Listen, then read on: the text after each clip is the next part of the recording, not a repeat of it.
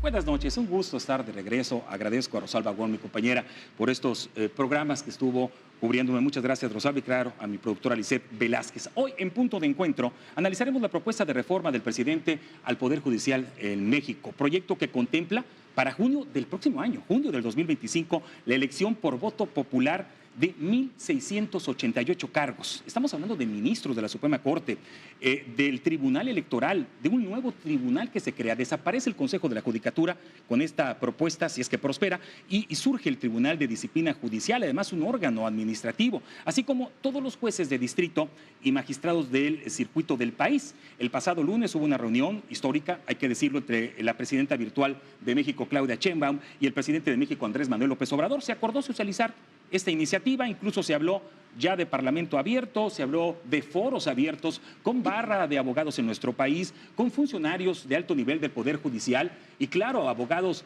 litigantes, escuelas de derecho, eso sí, de universidades públicas. Y bueno, ya hoy se confirmó una encuesta también que se desarrollará. Aquí en Punto de Encuentro nos adelantamos porque tenemos al presidente de la Barra Sonorense de Abogados, licenciado José Manuel Ávila, a quien agradezco su valiosa participación. Licenciado, ¿cómo está? Muchas gracias, Marco, por invitarme. Muchas gracias a Telemax por atendernos y por recibir a la Barra Sonorense de Abogados. Es importante que los colegios den su punto de vista con relación a este tema de trascendencia para la República. Claro, bueno, un gusto tener al maestro Max Gutiérrez Cohen, expresidente del Supremo Tribunal de Justicia de Sonora.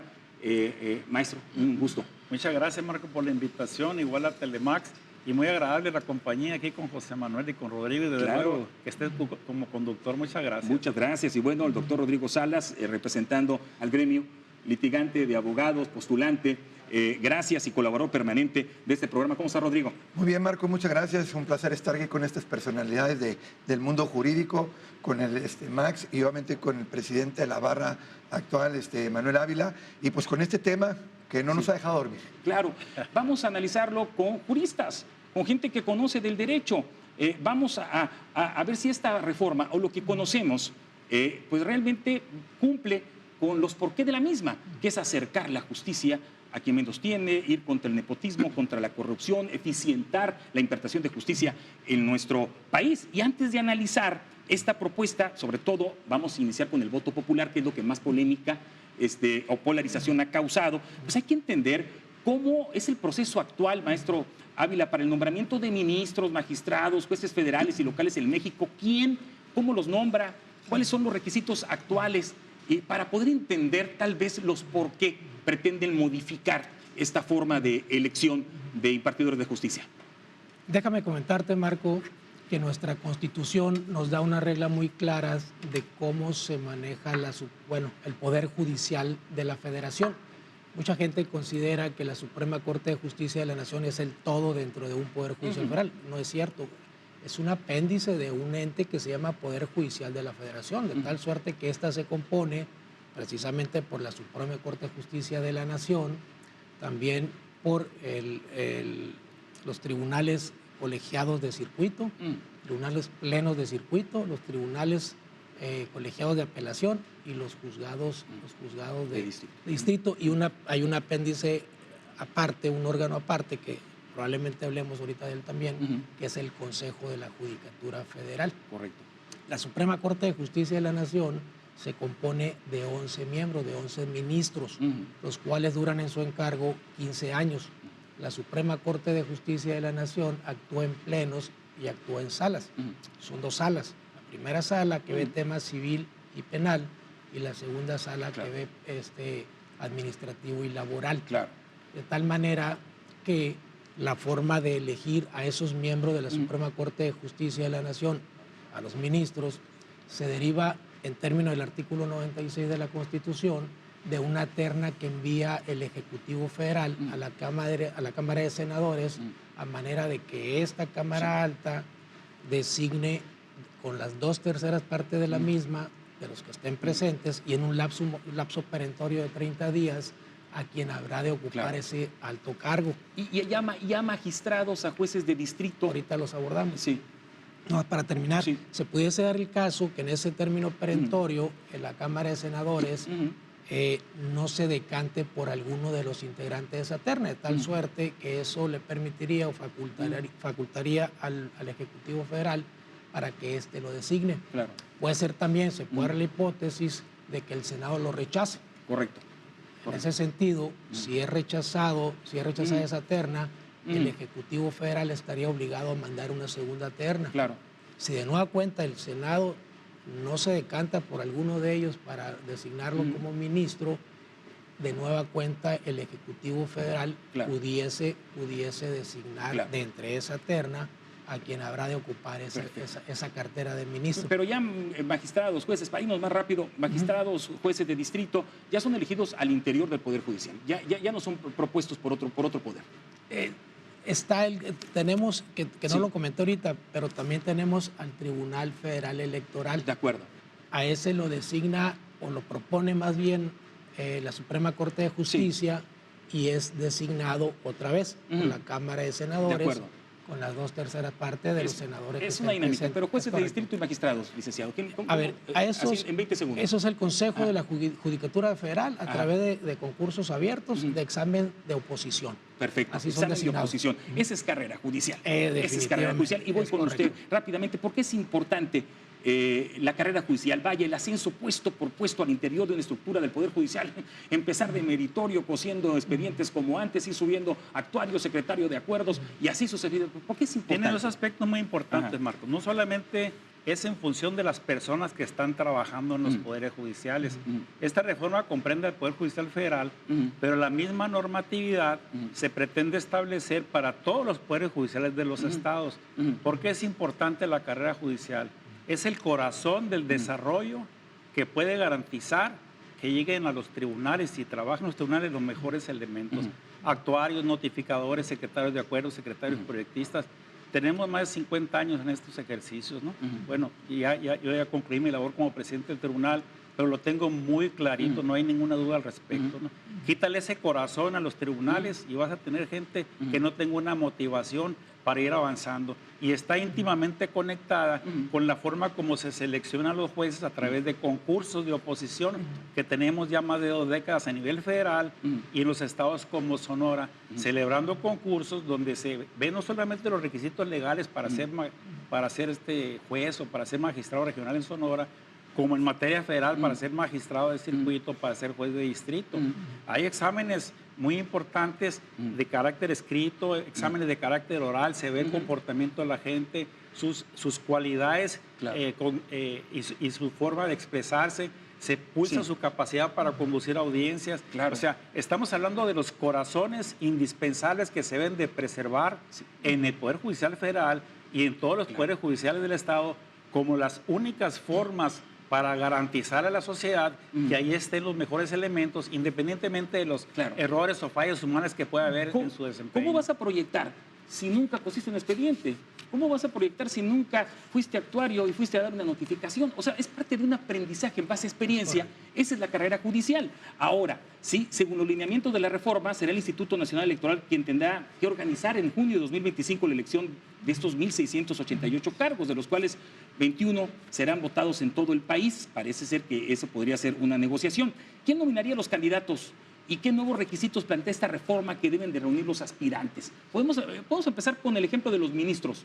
Bueno, obviamente ya nos fuimos a la cúpula allá arriba de cómo los ministros... Ya estamos en la reforma actual, en la propuesta. Pues mira, el voto popular ha estado saliendo obviamente en las noticias, Marco, y nosotros desde el punto de vista del campo de batalla litigante, pues claro que yo quiero que un juez, un magistrado, ya no se diga un ministro, pues tenga el mejor, como él lo refiere aquí Max, el mejor conocimiento y la mejor preparación.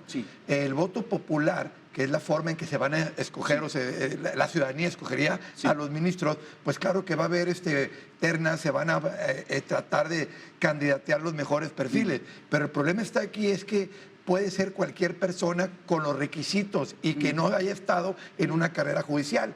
Luego entonces, ¿cómo voy a pretender yo, incluso como abogado litigante, que a la hora de que ya un ministro, que son los que hacen y resuelven los precedentes y la jurisprudencia o el Tribunal Máximo, no haya tenido esa, como bien tú lo dices, esa carrera judicial? A lo mejor estoy de acuerdo que no de archivista, escoger, perdón, coser expedientes, pero sí por lo menos de ser proyectista, ser juez, ser magistrado o ser ministro de la Suprema Corte. Bueno, van a ser propuestos por el Poder Ejecutivo, por el Poder Legislativo y por el Poder Judicial. Es correcto. Tenemos 20 segundos para explicar un poco más cómo van a ser propuestos. Marcos, la realidad es que una vez que el Senado envíe la convocatoria relativa, los poderes de la Unión habrán de designar cada uno de ellos a 10 aspirantes, de tal suerte que serían 10 por la Corte, 10 por el Ejecutivo Federal, 66% por otros dos poderes ajenos al judicial. Es correcto. Sí, vale. De tal manera que una vez que se tengan elegibles ya esos candidatos, el Senado lo va a mandar a lo que hoy sería el INEC, Instituto Nacional Electoral y de Consultas, para que éste lleve a cabo el proceso relativo y pueda de esa manera ya ver quién va a quedarse con esos puestos. Pero esto será similar con todos los otros cargos, magistrados, jueces de distrito y también en lo local. Voy a hacer pausa y yo quiero regresar con una pregunta para todos, no sin más rápido. ¿Cuáles serían los pros y contras? Primero, que quien nomine o proponga sea el Poder Ejecutivo también y el Poder Legislativo. ¿Sí? Vulnera la división de poderes, compromete al propuesto con algún grupo de poder. Toda esta parte la vamos a analizar, la viabilidad. Pausa y volvemos.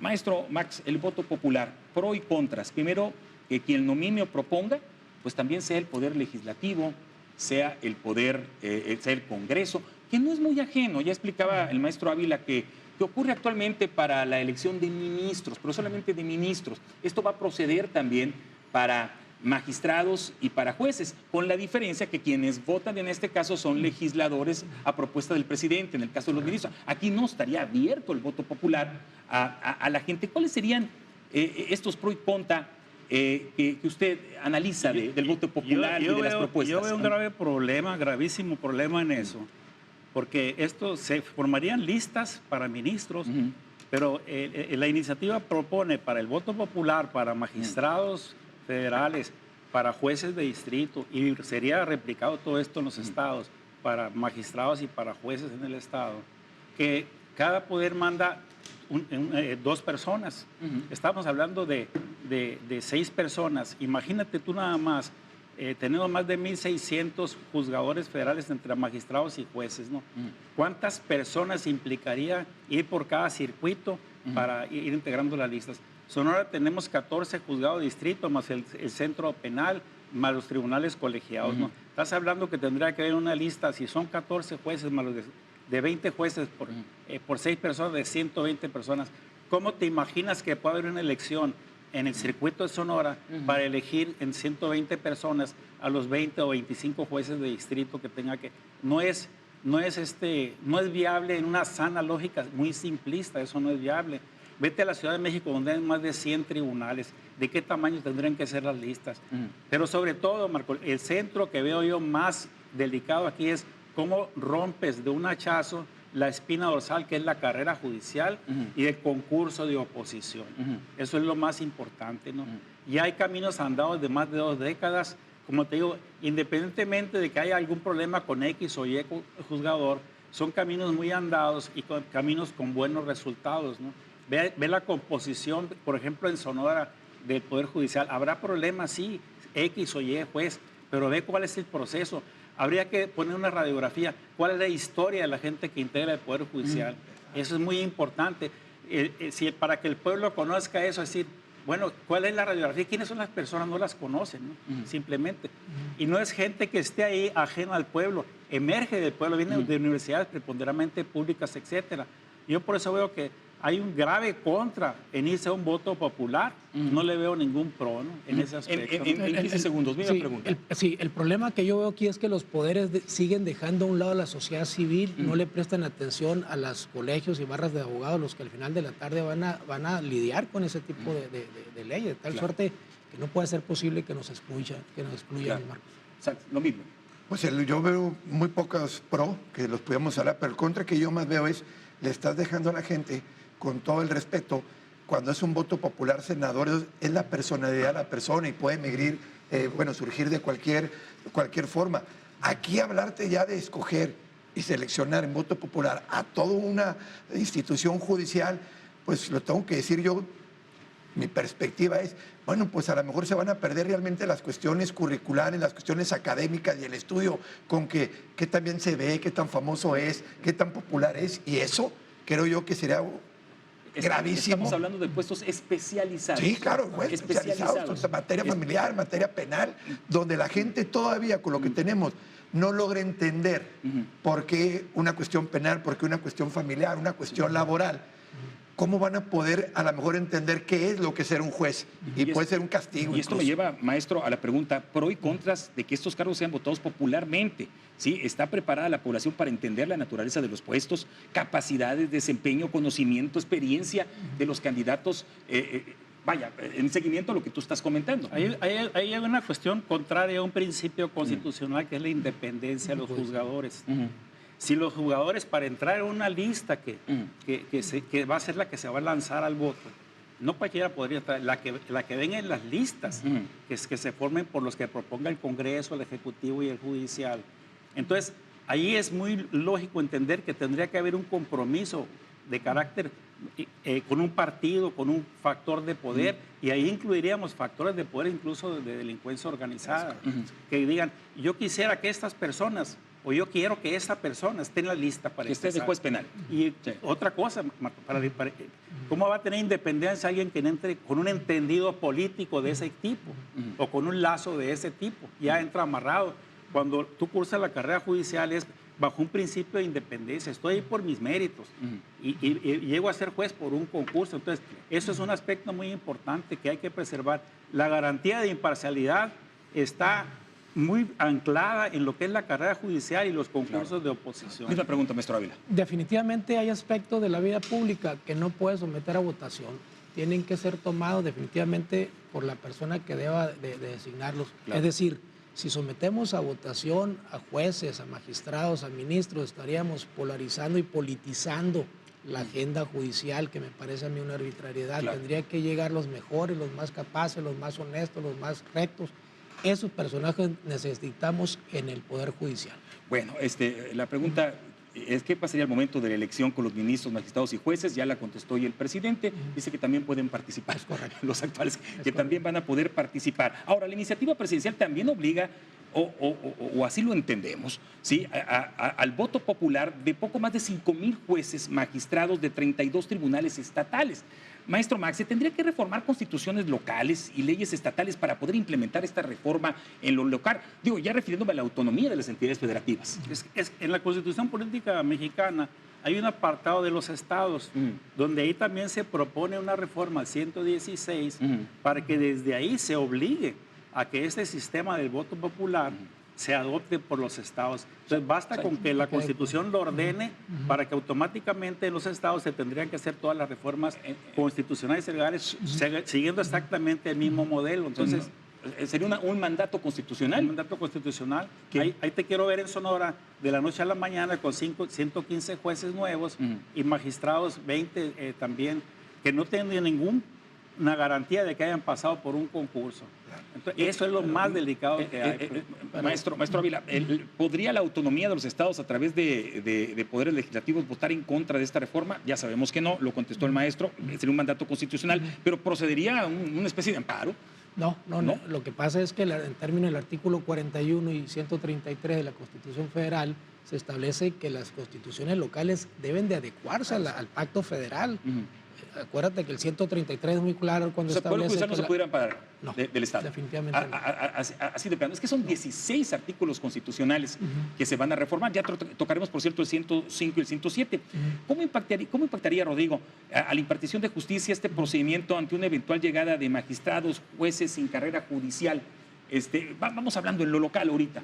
Que es donde... Creo yo, hablando desde la perspectiva del litigio, ahorita creo yo que tenemos esa certeza, como yo le dice Max y lo dice el presidente Ávila, de que quienes están en el cargo, nos guste o no nos guste del litigio, son personas capacitadas o personas probadas que tienen. A mí, en 20 años que tengo en el litigio o ejerciendo la carrera de abogado, nunca me ha tocado que llegue un juez improvisado o que lo hayan puesto aquí en Sonora o que no sepas quién es o incluso que no hayan publicitado de dónde viene, quién es, cuál es su carrera, que da esa imparcialidad, esa certeza de que el juzgado de la impartición de justicia lo va a dar. Entonces, yo estaría en riesgo como litigante que no me tocara en ese juzgado, por ejemplo. Maestro Max, usted fue presidente del Supremo Tribunal de Justicia. ¿Cuánto tardaría un buen litigante así como el maestro Salas, sí, pero que ha estado en el lado del litigio, en agarrar ritmo en todas las obligaciones y conocimientos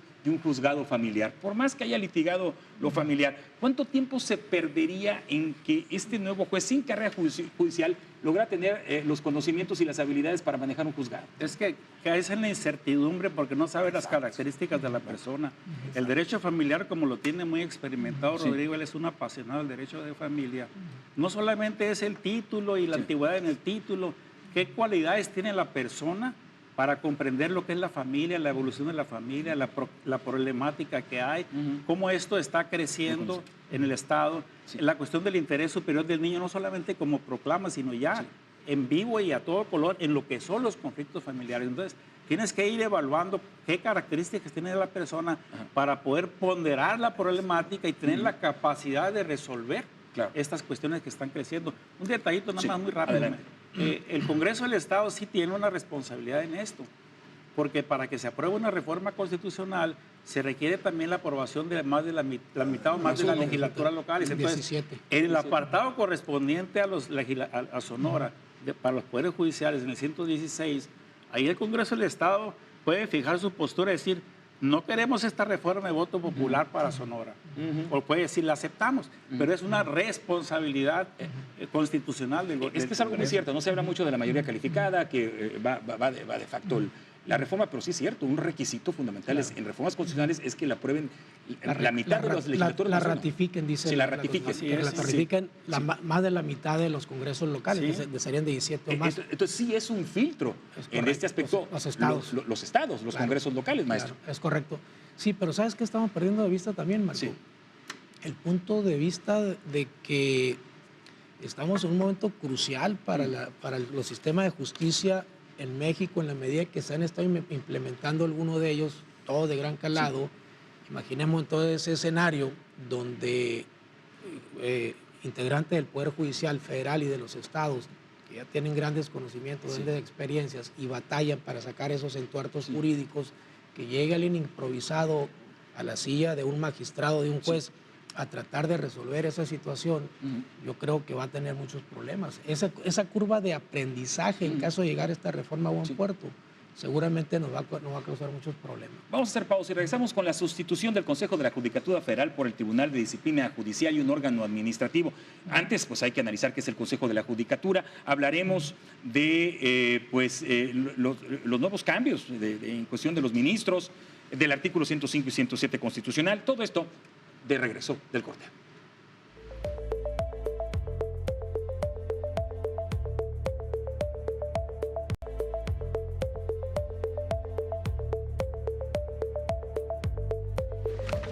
Voto popular para ministros, magistrados, jueces de distrito en lo federal, jueces locales, 1.688 cargos, es una de las propuestas de esta reforma. También cambios en la Suprema Corte de 11 ministros a 9, de 15 años a 12 años, que ganen menos que el presidente de la República. Y bueno, la desaparición del Consejo de la Judicatura por la creación de uno nuevo, que es el Tribunal de Disciplina Judicial y un órgano administrativo, que podrían recibir denuncias de cualquier persona o autoridad, investigar incluso a ministros, magistrados, jueces, personal judicial por actos contrarios a la ley, al interés público, a la administración de justicia, incluyendo hechos de corrupción, tráfico de influencia, nepotismo, complicidad, encubrimiento de presuntos delincuentes, en fin, esto. ¿Cuáles serían los pro y contra, maestro Max, de la desaparición del Consejo de la Judicatura y de la creación y entrada en función de este Tribunal de Disciplina y de órgano administrativo? El Consejo de la Judicatura Federal ya tiene desde el 94 y en el Estado también tiene ya más de 20 años, ¿no? Tiene casi 30 años. Entonces, ya son órganos muy experimentados, tienen sus visitadurías, tienen sus investigaciones para cualquier denuncia, queja o anomalía que se presente, ¿no? Entonces, eso está institucionalizado ya. La forma como se integra el Consejo pues ya quedó señalada aquí.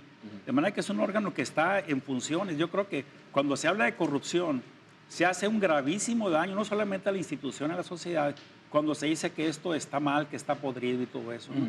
Las cosas, cuando hay corrupción o cuando hay algún punto importante, se tienen que investigar, se tienen que llevar hasta las últimas consecuencias, pero están los órganos establecidos para ello. Entonces yo creo que ahí hay suficiencia y lo que hay que corregir están los cauces constitucionales ya establecidos para eso. Esa es mi opinión. Maestro Ávila, ¿qué diferencia habría entonces entre, como lo entendamos, porque conocemos poco de esta iniciativa, entre el actual Consejo de la Judicatura Federal y este nuevo Tribunal de Disciplina Judicial? ¿Qué diferencias en su conformación? Le están haciendo, nada más le están dando una barnizada diferente a lo que ya viene haciendo el Consejo de la Judicatura Federal. Es decir, hay una decisión sobre el tema de disciplina y el tema de administración, pero al final de la tarde los dos entes de nueva creación estarían llevando las mismas actividades que están llevando a cabo ya el Consejo de la Judicatura Federal, es decir, estarían engrosando la nómina.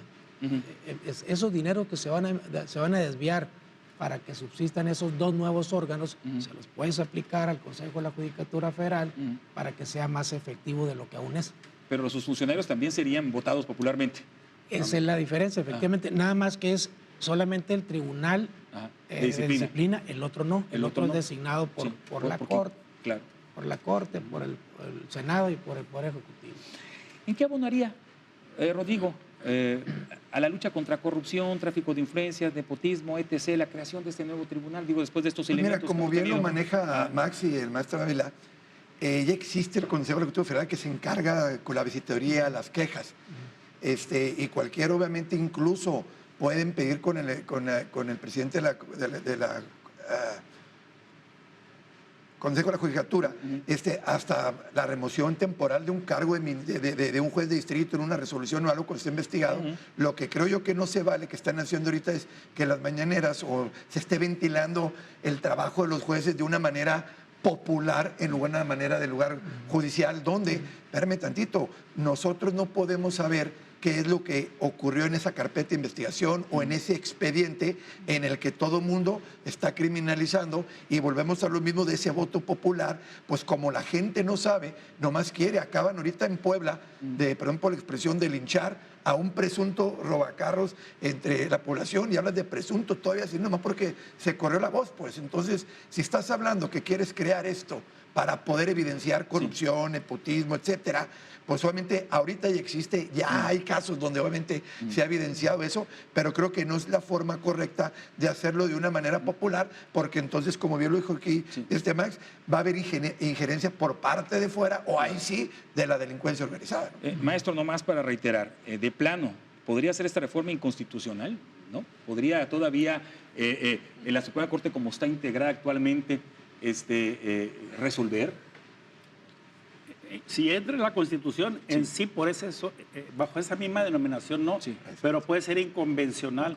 Hay un aspecto de inconvencionalidad que es, en cuanto a las garantías procesales, el principio de la estabilidad judicial.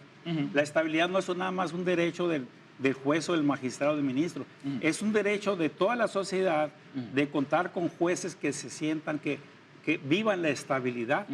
Eso es muy importante. Entonces, el derecho, por ejemplo, o la posibilidad de la reelección o ratificación que se pretende quitar aquí para que vayan de vuelta a un proceso de voto popular, afecta la estabilidad del juez. Un juez ahorita, vamos a poner un juez de 30 años, que diga, bueno, me asignaron por 6 años.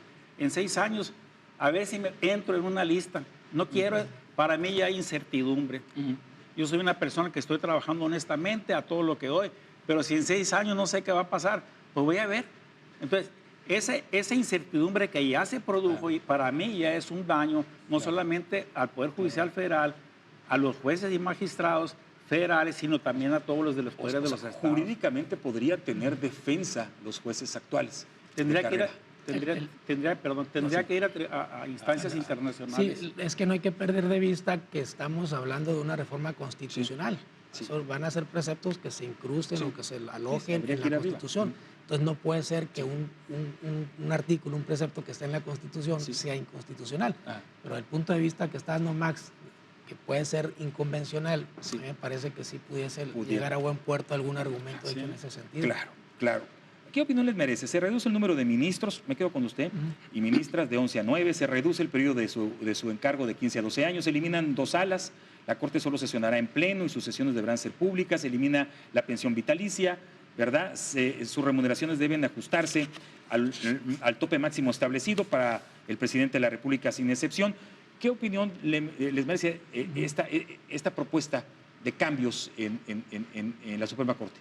Mira, esta reingeniería de la Suprema Corte de Justicia de la Nación, y todo mi punto de vista muy particular, me parece que es más supeditar a la Suprema Corte de Justicia de la Nación a los otros 2 poderes de la Unión, el Ejecutivo y el Federal.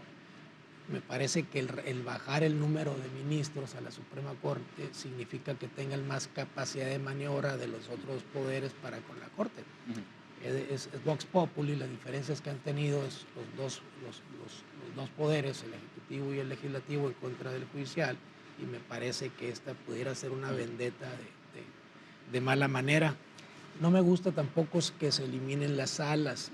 A ver, la especialización en materias es fundamental. Sí. Tú no puedes obligar a un ministro que conozca de todas las materias. No, pues por es más, amplísimo el derecho. por más capacidad que tengas, el ministro, el que tú me digas, Sí. es No va a imposible dominar que todas las conozca ramas. todos. No es posible, no es posible hacerlo.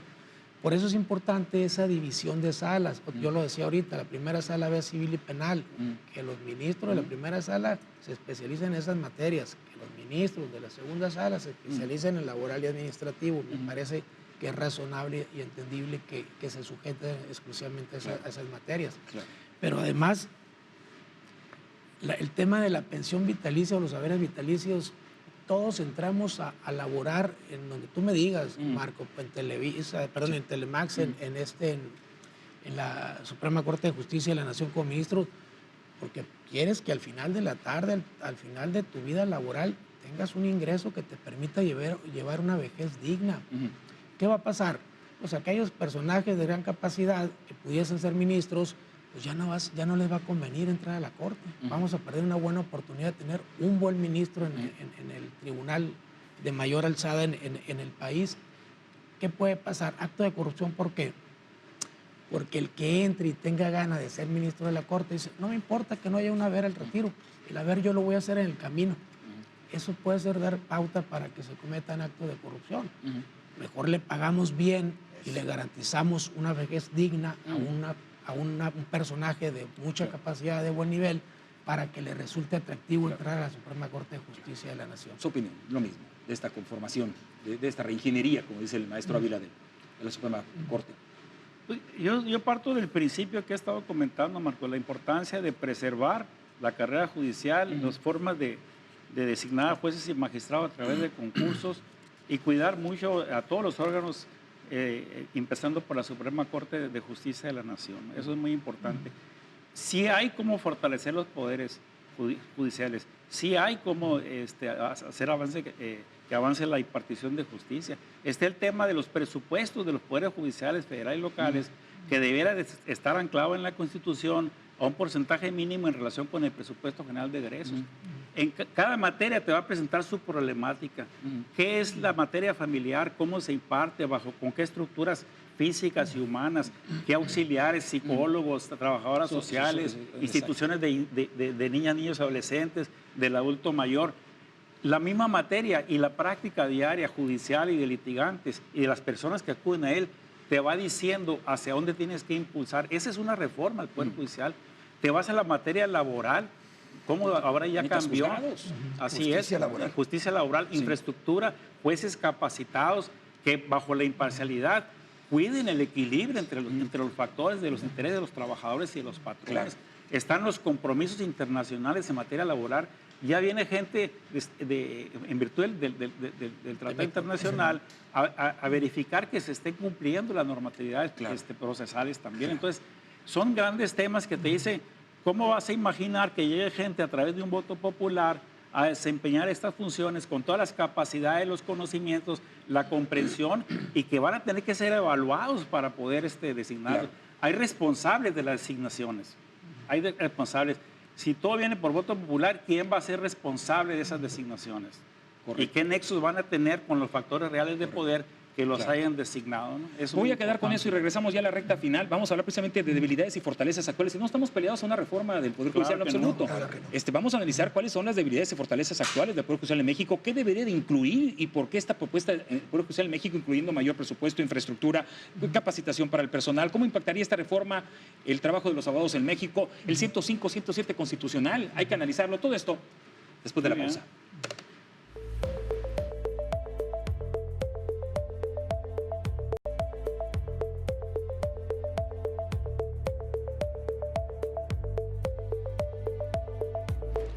Bueno, Rodrigo, debilidades y fortalezas del Poder Judicial en México desde tu perspectiva de la abogacía. Y obviamente, ¿qué debería de incluir esta reforma? Más allá de lo que conocemos hasta ahorita, ¿qué es lo que se ha analizado en esta mesa?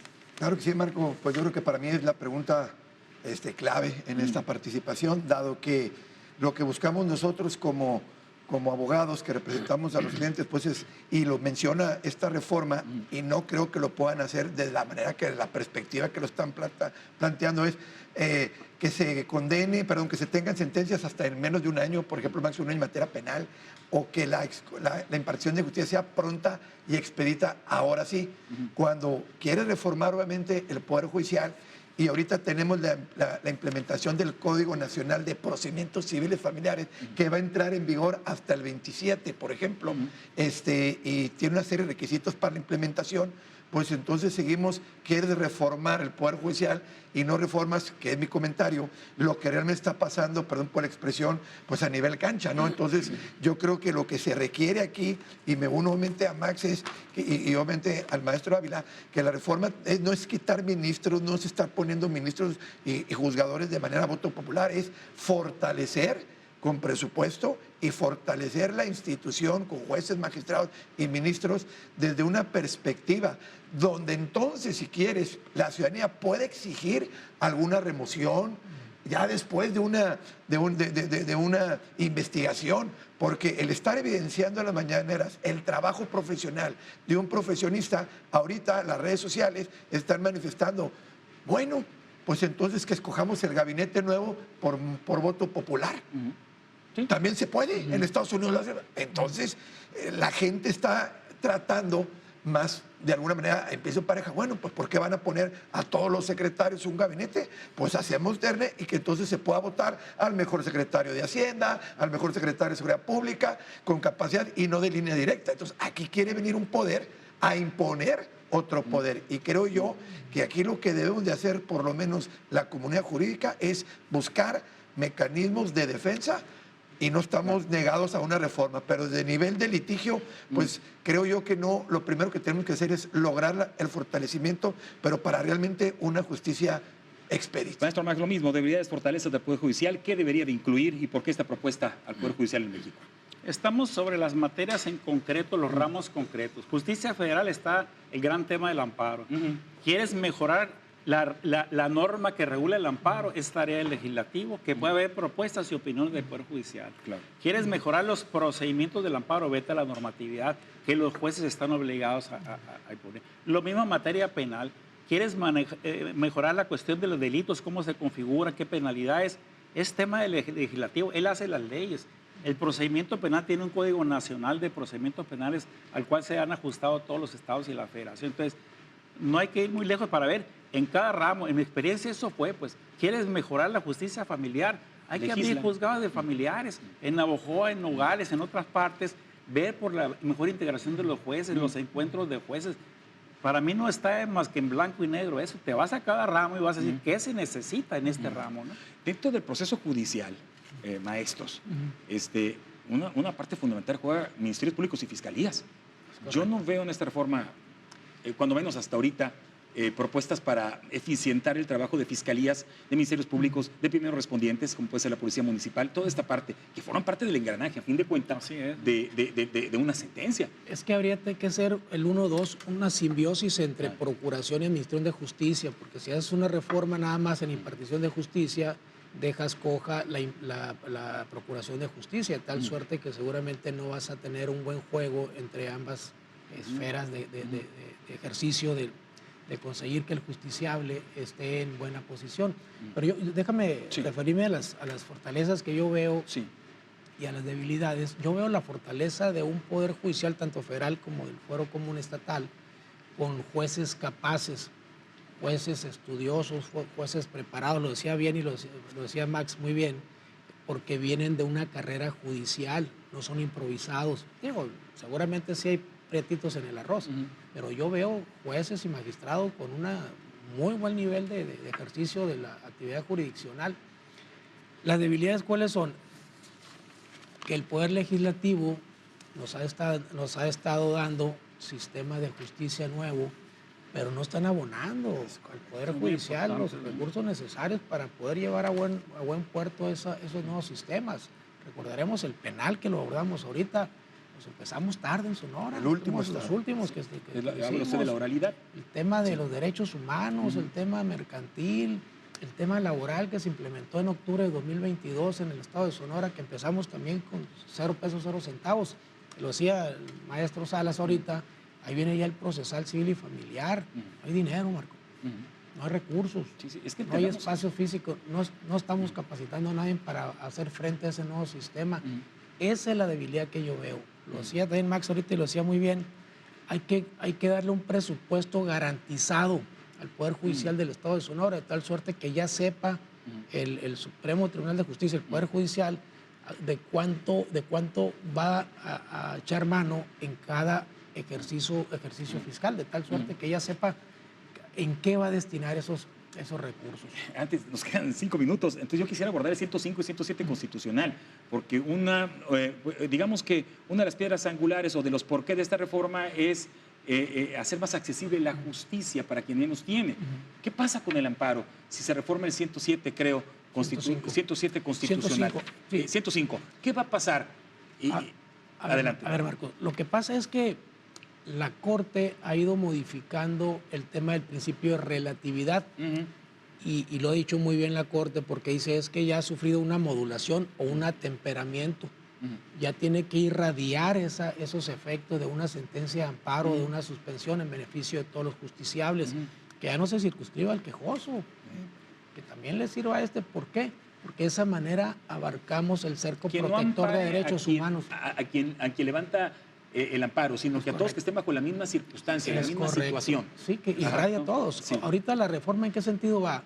Bueno, se pretende reformar el artículo 105 constitucional a manera de que cuando se promueva una acción de inconstitucionalidad y solamente la suspensión se niegue, que no se le otorgue a nadie. Y también hay una pretensión de modificar el artículo 107 constitucional, de tal suerte que si alguien promueve un juicio de amparo, que la sentencia que se llegase a dictar única y exclusivamente le beneficia al quejoso, a nadie más. O sea, todos los que estén bajo el mismo supuesto tendrán que hacer su propio juicio. Y ahorita procede para todos los que estén bajo la misma circunstancia. Igual pasa con la fracción décima del 107 constitucional, pasa lo mismo. ¿Por qué? Porque cuando promuevas un amparo y te conceden la suspensión, única y exclusivamente le va a beneficiar al quejoso, a nadie más. Cuidado, que eso da para tema para otro programa. Nos vamos a conclusiones. El maestro Max, adelante con su conclusión. Bueno, el momento es muy importante. Vemos en la presidenta electa unas expresiones de cautela que me parece que son muy relevantes en cuanto a esta reforma para que esto se lleve a consulta en la que participen barras de abogados, en la que participen jueces, magistrados, académicos, etcétera. Yo creo que es muy importante apoyar y fortalecer esa cautela que se está siguiendo para pedir y exigir que haya autenticidad en la escucha, no nada más que se oiga, autenticidad en la escucha y que sea el razonamiento, el conocimiento, la comprensión de lo que hay en México en los poderes judiciales, la que guíe lo que se va a decidir respecto a esta pretendida reforma. Para mí es muy importante este momento político y esta correlación de fuerzas, de jalón que a mi juicio se está dando para que esto se vaya balanceando hacia lo que más necesita el país, que es avanzar en la impartición de justicia. Maestro Max, un privilegio. Muchísimas gracias. Doctor Salas. Pues bueno, creo yo que si tanto necesitamos, hablando de una manera general, o se necesita una reforma judicial, yo no veo por qué también tenga que ser tan pronto, en menos de un mes, la consulta.